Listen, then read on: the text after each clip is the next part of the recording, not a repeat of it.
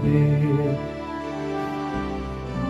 Ating dalangin, ang batang manunubos, ating ngayong dalangin, ating ngayong dalangin, dalangin sambahin siyang Panginoon.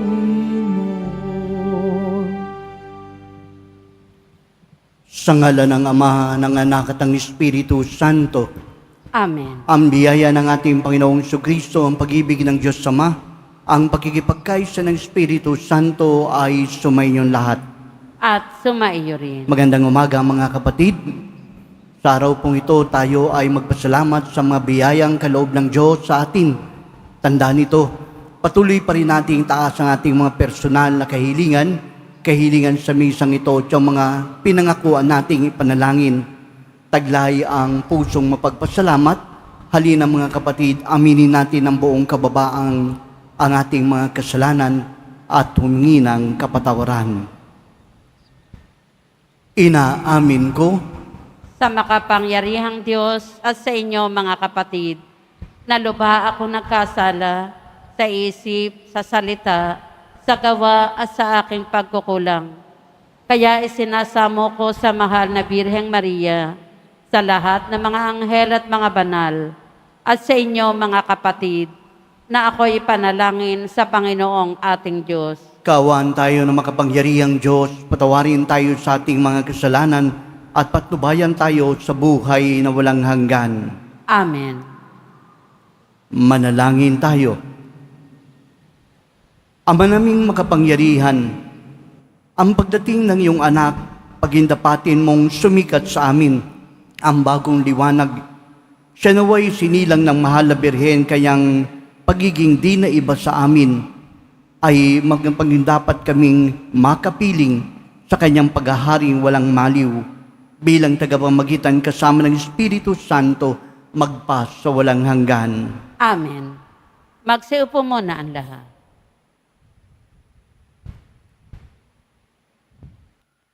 Pagbasa mula sa unang sulat ni Apostol San Juan. Mga anak, huwag kayong padaya kanino man. Ang sino mang gumagawa ng matuwid ay matuwid, katulad ni Kristo. Ang nagpapatuloy sa pagkakasala ay kampon ng diablo, sapagkat sa simula pa'y gumagawa na ng kasalanan ang diablo, at naparito ang anak ng Diyos upang wasakin ang mga gawa ng diablo. Ang tinatanggap ng Diyos bilang anak niya ay hindi nagpapatuloy sa pagkakasala, sapagkat siya'y may bagong buhay na galing sa Diyos. At yaman ng Diyos ang Ama niya, hindi siya maaaring magpatuloy sa pagkakasala. Dito makikilala kung sino ang mga anak ng Diyos at kung sino ang mga anak ng diablo. Ang sino mang hindi gumagawa ng matuwid ay hindi umiibig sa kanyang kapatid, ay hindi anak ng Diyos. Ang salita ng Diyos. Salamat sa Diyos. Kahit saay namamalas, tagumpay ng nagliligtas. Kahit sa ay namamalas, tagumpay ng nagliligtas. Umawit ng bagong awit, sa Panginooy ialay, pagkat yaong ginawa niya ay kahangahangang tunay. Sa sariling lakas niya at taglay na kabanalan, walang hirap na natamo, yaong hangad na tagumpay. Kahit sa ay namamalas, tagumpay ng nagliligtas. Umingay ka, karagatan, at lahat ng lumalangoy. Umawit ang daigdigan at lahat ng naroroon. Umugong sa palakpakan, pati yaong kalaliman. Umawit ding nagagalak ang lahat ng kabundukan. Kahit sa ay namamalas, tagumpay ng nagliligtas. Pagkat siya'y dumarating maghahari sa daigdig, taglay niya'y katarungan at paghatol na matuwid. Kahit sa ay namamalas, tagumpay ng nagliligtas. Magsitayo po ang lahat.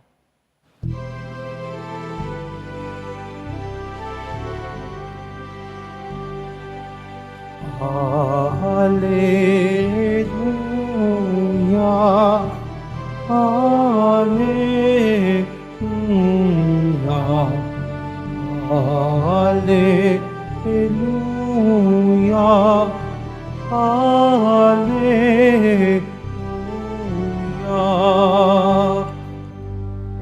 Nung dating mga propeta, ngayon na may anak niya, ang sugo ng Diyos na Ama.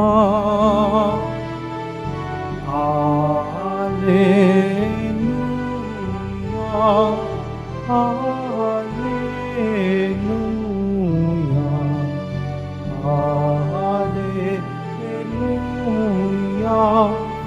Hallelujah.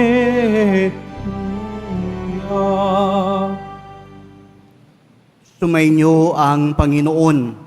At sumayo rin. Ang mabuting balita ng Panginoon ayon kay San Juan. Papuri sa iyo, Panginoon.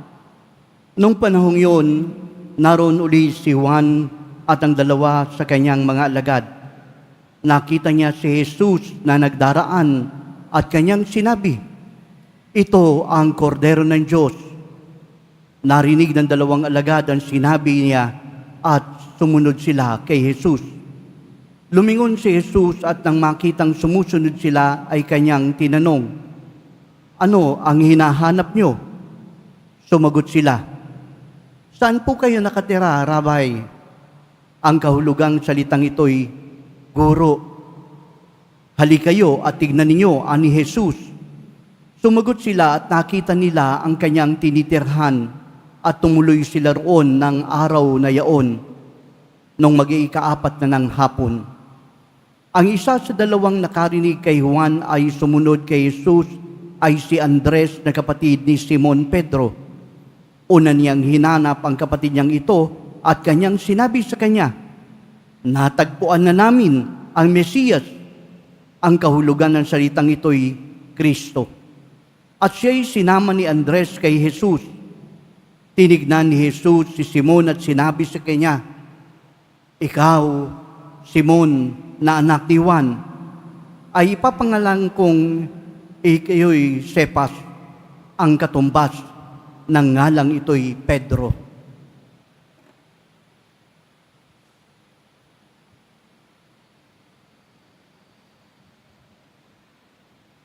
Mga kapatid, ang mabuting balita ng Panginoon. Pinupuri ka namin, Panginoong Heso Kristo. Magsiupo mo na, anda. Magandang umaga pong muli sa inyong lahat, mga kapatid. Alam niyo po, ngayon pong season of Christmas, sa panahon ng pagtitipon ng mga pamilya, mga reunion, at mga pagkakataon na masasayang pagkikita. Ako po nung bata pa ay may magandang nakalipas sa tinatawag po nating pagsasama-sama ng pamilya. Kaya kahit pari na po ako, pagka dumarating po ang Christmas o New Year, ninanais ko pong bumalik sa aming bahay. At doon, muli ko pong inaasam-asam na maranasan muli ang kasayahan, ang kagandahan, ang pagmamahal, ang kapayapaang naranasan ko nung ako ay bata pa. Ito po yung laging pinanghahawakan ko. Sabi ko, ang Pasko at ang bagong taon ay hindi lang suman, hindi lang keso, hindi lang hamon, o even sausages, kundi ang Pasko ay pagtitipon, ang Pasko ay pagmamahalan, at ang pagsasama nito sa bagong taon ang siyang mas lalong magbibigay kulay sa tinatawag nating darating na buhay.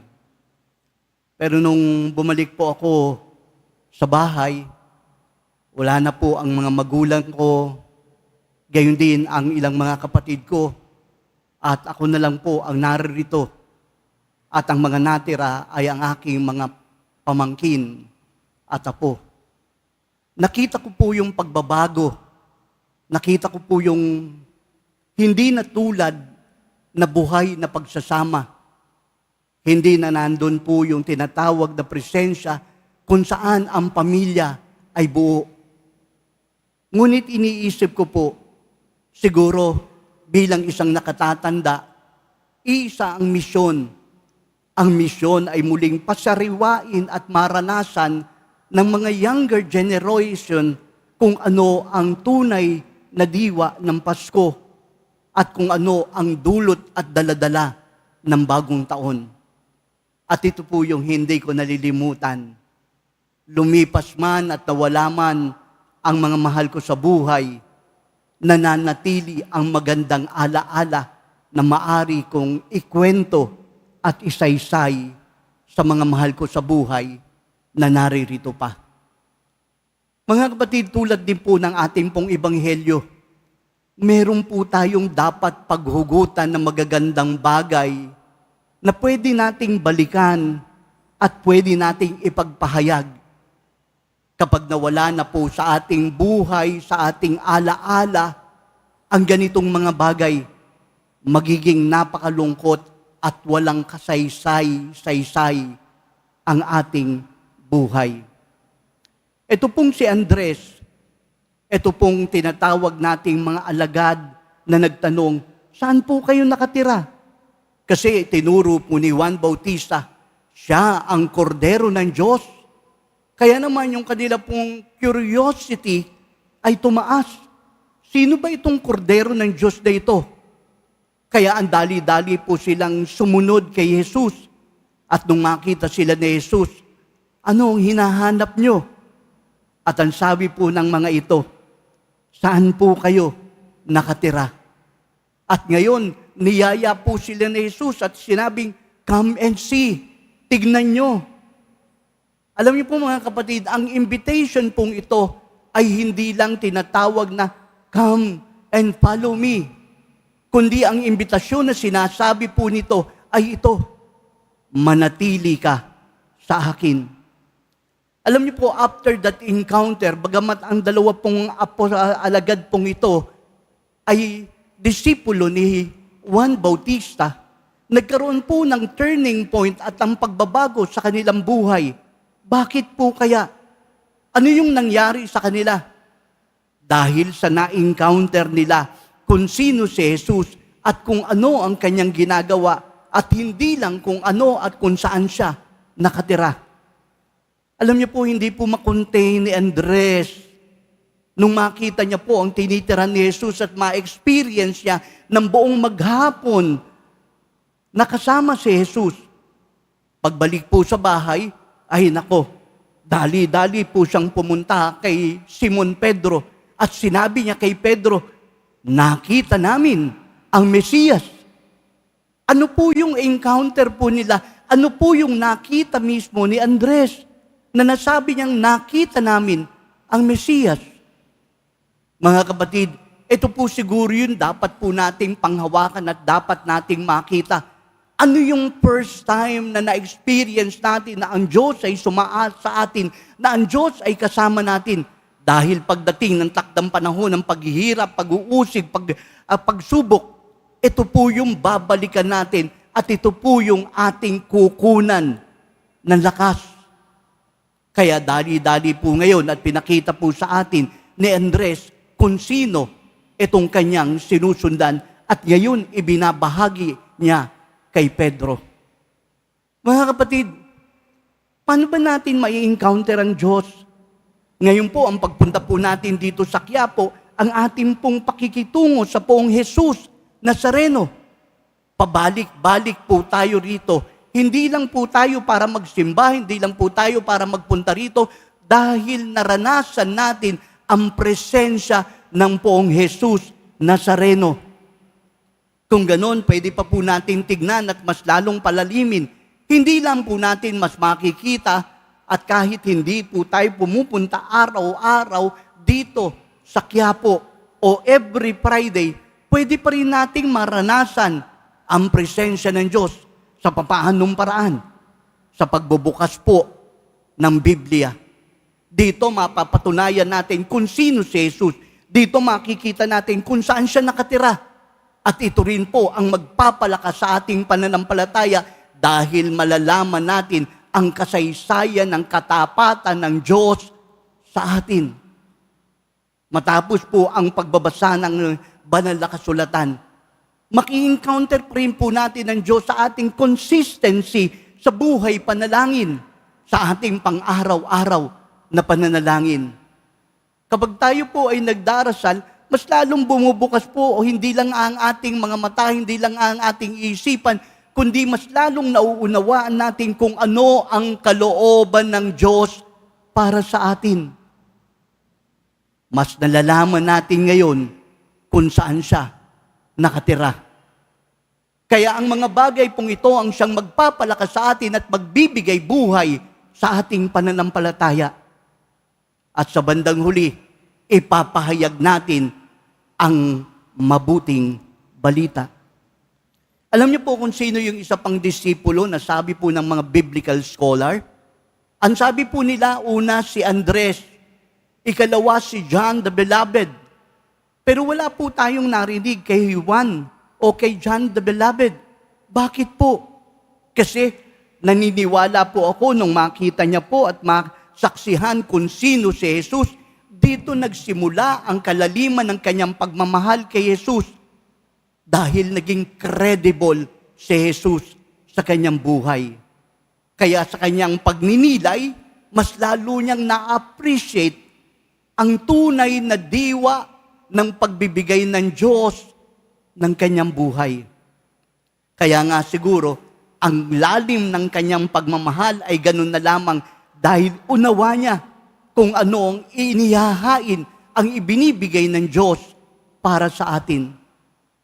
Mga kapatid, kung ganun, ano na po ang mission po natin? Para po sa atin, ang nangyayari po sa atin, pagdating sa panahong to, tapos na ang Pasko. Pero actually, nagsimula pa lamang po ang Pasko, pang ilang araw pa lamang po ng Pasko. Ngunit, siguro nagkaroon po tayo ng tinatawag po nating napagod tayo. Ngunit sa kabila ng ating pagkapagod, muli po tayong pinababalik sa tunay na karanasan natin sa poong Jesus Nazareno, kung papaano niya tayo minahal, kung papaano niya ibinigay ang kanyang sarili, at ngayon kung papaano niya sinasabi sa ating, tignan mo, come, nang maunawaan mo kung sino ako. Kaya naman, tayo pong lahat na naririto at namimintuho at nagmamahal sa poong Jesus Nazareno, huwag po nating hayaan ang mabuting balitang manahan lang sa ating puso at magkaroon lamang ng kagalakan sa ating isip. Bagkus gawin po nating may tunay na pagkilos ang ating pagsamba sa pamamagitan ng pagpapahayag ng ating pagmamahal sa poong Jesus Nazareno. Yung pong paglabas po natin, ang pananatili po natin sa loob ng simbahan, hindi po lamang ito ang ating pong titignan, bagkus ang tunay na sukatan at pagsubok ng ating pagpapahayag na tayo po ay hinipo ng Diyos, na na-encounter natin ng Diyos ay paglabas natin sa pintuan ng simbahang ito. Hari nawa, paglabas natin at pag-encounter natin sa mga taong ating makakasalubong, sasabihin natin sa kanila, nakita namin ang Panginoon. Nakita namin ang poong Jesus Nazareno.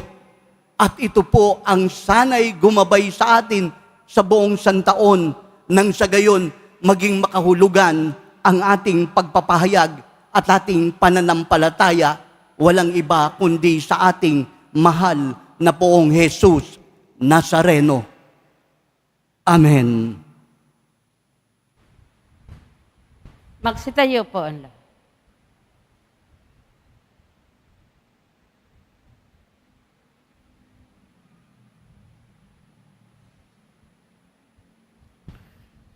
Minamahal kong mga kapatid, tinawag ng Diyos ang kanyang mga pinili upang tuparin ang kanyang kalooban. Manalangin tayo ng buong pagtitiwala upang tuparin ang kanyang kalooban at manalangin ng buong pagtitiwala sa ating Ama, sapagkat batid nating nais niyang mamagitan ang kanyang bayan para sa mundo. Ang ating tutugon, Panginoon, tulungan mo kaming tuparin ang iyong kalooban. Panginoon, tulungan mo kaming tuparin ang iyong kalooban. Ang mga lalaki at babaeng may pananampalataya naway patuloy na tawagin ng Diyos upang maging mga tagapaglingkod sa ating lokal na simbahan. Manalangin tayo.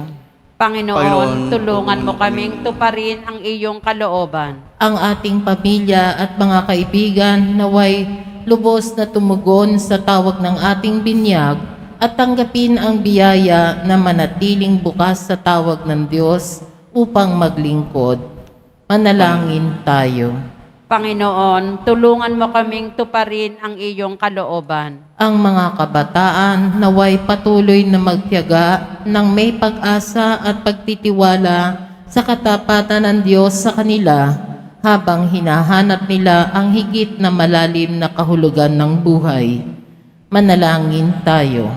Panginoon, tulungan mo kaming tuparin ang iyong kalooban. Ang mga matatanda, mga nalulumbay, at mga may karamdaman naway maunawaan na natutupad ang gawain ng Diyos sa mga pangyayari sa kanilang buhay. Manalangin tayo. Panginoon, tulungan mo kaming tuparin ang iyong kalooban. Ang mga yumao naway magpahinga sa kapayapaan sa kaharian ng langit. Manalangin tayo. Panginoon, tulungan mo kaming tuparin ang iyong kalooban. Diyos na lumikha sa amin, pinasasalamatan ka namin para sa mga biyaya sa araw na ito. Lubin mong makita sa amin ang buhay, ang pagtitiwala namin sa iyo, upang malaya kaming makatugon sa inyo ng buong puso. Inihiling namin ito sa magitan ni Jesucristo, aming Panginoon. Amen. Magsiupo muna ang lahat.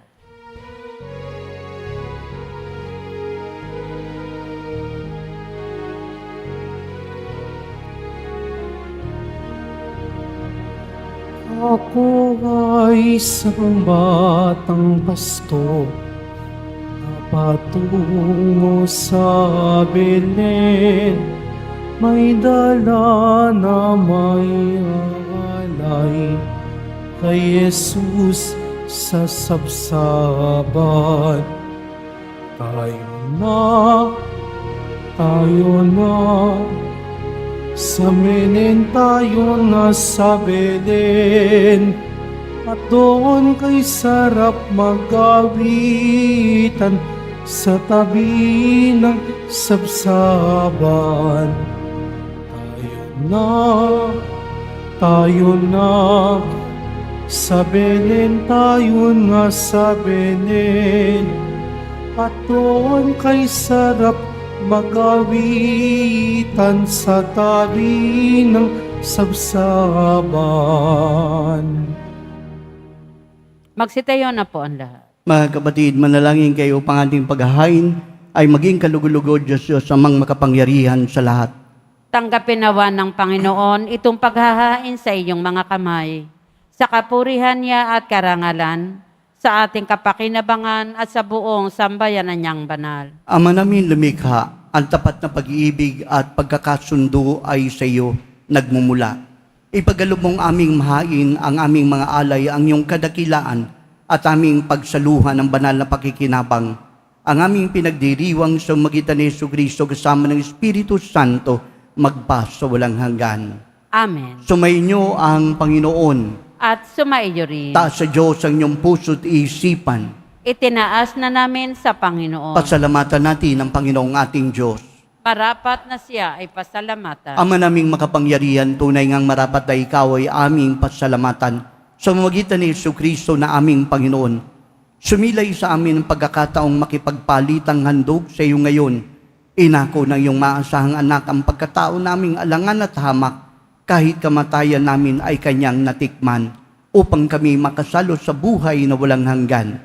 Kaya kaysa ng mga anghel nagsisiawit ng papuri sa iyo, nang walang humpay sa kalangitan, kami nagbubunyi sa iyong kadakilaan.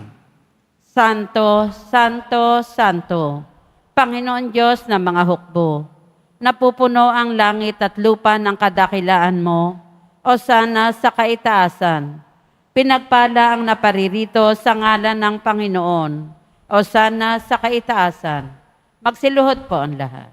Ama naming banal, ikaw ang bukal ng tanang kabanalan, Kaya sa mamagitan ng iyong Espiritu, gawin mong banal ang mga kaloob na ito upang para sa amin maging katawan at dugo ng aming Panginoong Hesus Kristo. Bago siya pinagtiis ang kusang loob na maging handog, kinuha niya ang tinapay. Nagpasalamat sa iyo. Pinaghati-hati iyon niabot sa kanyang mga alagad at sinabi, tanggapin yung lahat ito at kanin. Ito ang aking katawan na ihahandog para sa inyo.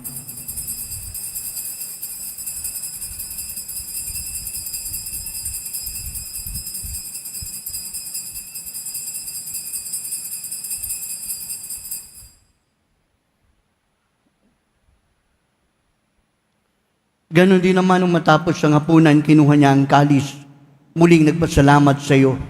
Inabot ang kalis sa kanyang mga alagad at sinabi, tanggapin yung lahat ito at inumin. Itong kalis ng aking dugo, ng bago't walang hanggan tipan. Ang aking dugo na ibubuhos para sa inyo at para sa lahat sa pagpapatawad ng mga kasalanan. Gawin niyo ito sa pag-alaala sa akin.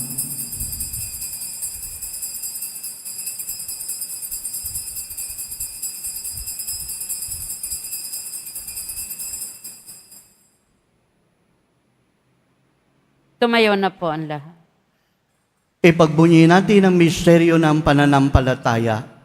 Si Kristo'y namatay, si Kristo'y nabuhay, si Kristo'y babalik sa wakas ng panahon. Ang mga ginagawa namin ngayon ng pag-alala sa pagamatay at muling pagkabuhay ng iyong anak. Kaya niyalay namin sa iyo, tinapay na nagbibigay buhay, ang kalis na nagkakaloob ng kaligtasan. Kami nagpapasalamat dahil minarapat mo kaming tumayo sa harap mo para maglingkod sa iyo. Sinasamo namin kami magkasalo-salo sa katawan ng dugo ni Kristo ay mabuklod sa pagkakaisa sa magitan ng Espiritu Santo. Ama, lingapin mo ang simbahang laganap sa buong daigdig. Puspusin mo kami sa pag-ibig kay San Francisco na aming Papa, ni Jose na aming Obispo, lahat ng mga pari marilyoso, diakono at ang intensyon ng iyong bayan. Alalahanin mo rin mga kapatid naming nahimlay na may pag-asang sila'y muling mabubuhay. Gayon din ang lahat ng mga pumanaw. Kawan mo sila at patuloyin sa iyong kaliwanagan. Kawan mo at pagindapating kami lahat na makasalo sa iyong buhay na walang wakas. Kaysa ng mahal na Birheng Maria, ina ng Diyos, ng kabiyak niyang puso si Jose. Kaysa ng mga apostol, lahat ng mga banal San Juan Bautista na namuhay dito sa daigdig ng kalugod-lugod sa iyo.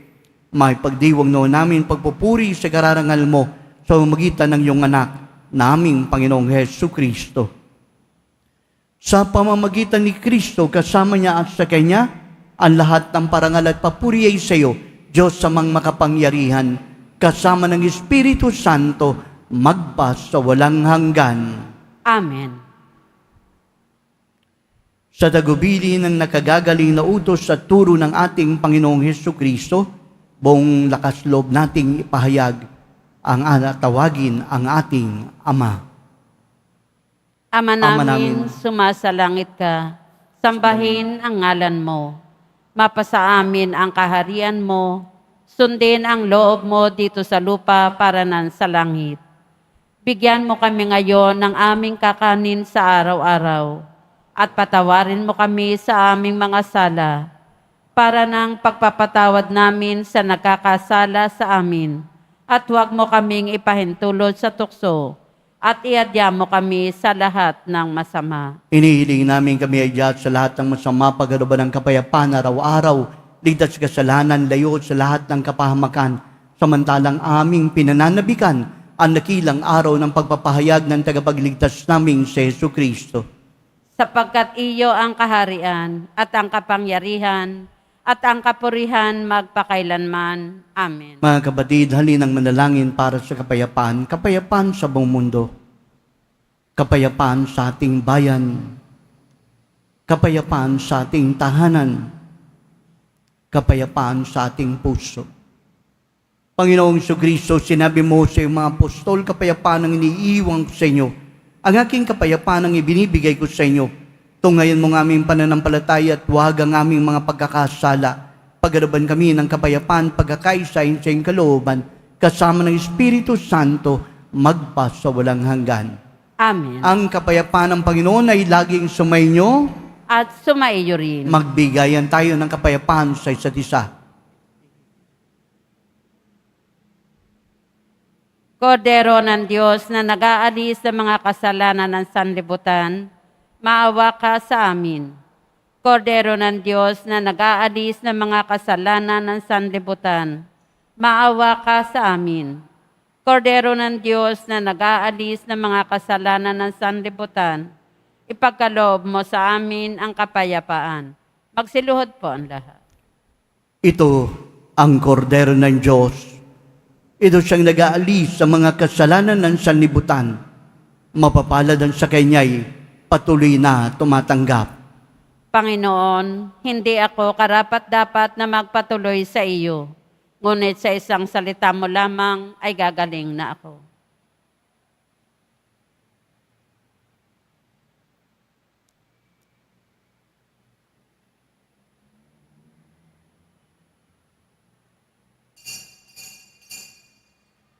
Para sa lahat ng tatanggap ng banal na komunyon, sasagot po tayo ng amen, pagkasabi ng pari o ng lay minister ng katawan ni Kristo. At isubo agad sa bibig bago umalis sa harapan ng pari o lay minister. Sumunod po tayo.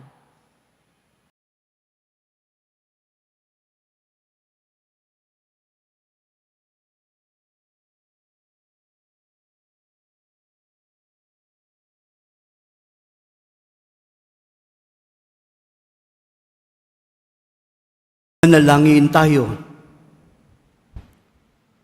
Ama naming mapagmahal, kaming pinagsalo mo sa iyong banal na piging, ay papakinabangin mo sa iyong dakilang pag-ibig ngayon at kailanman, upang pagkalipas ng mga kaloob mong pansamantala, makamtan namin ang aming inaasahang pampamalagian sa pamamagitan ni Jesucristo kasama ng Espiritu Santo, magpa sa walang hanggan. Amen. Sumainyo ang Panginoon. At sumaiyo rin. Pagbabasbas ng Poong Jesus Nazareno. Mahal na Poong Jesus Nazareno, inihayag mo sa pamamagitan ng krus ang walang maliw na pag-ibig ng Diyos sa sangkatauhan. Pakinggan mo ang kahilingan lalo na para sa mga nangangailangan ng iyong tulong at awa. Makamtanawa ng iyong kasagutan na may utang na loob na tinatanaw at pusong mapagpasalamat. Basbasan mo din ang mga imaheng dasalan, 10 ng kanilang mga panalangin, upang lalo kaming manalangin at magtiwala. Sa pamamagitan ng bendisyon na ito, naway lalong maging mapaglingkod, masunurin at tapat sa iyong aming maluwalhating Panginoon, magpas sa walang hanggan. Amen. At pagpalain kayo ng makapangyarihang Diyos, Ama, Anak, at Espiritu Santo. Amen. Pumayo kayong taglay ang kapayapaan ng Poong Jesus Nazareno. Salamat sa Diyos.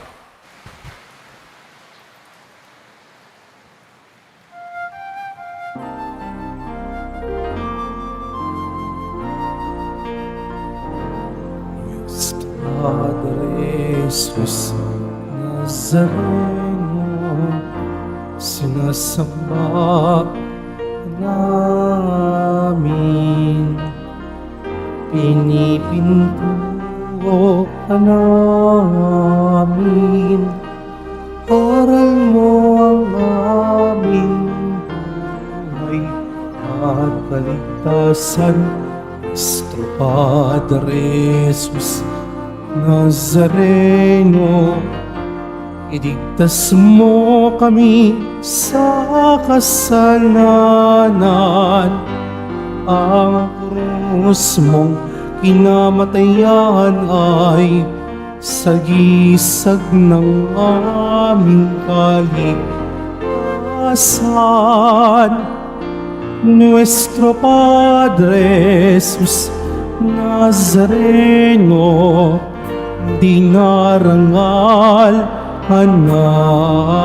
namin. Nuestro Padre Jesus Nazareno, ninulwalhati namin.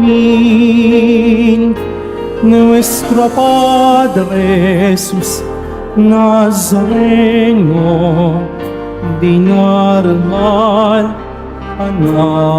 namin. Nuestro Padre Jesus Nazareno, minulwalhati namin.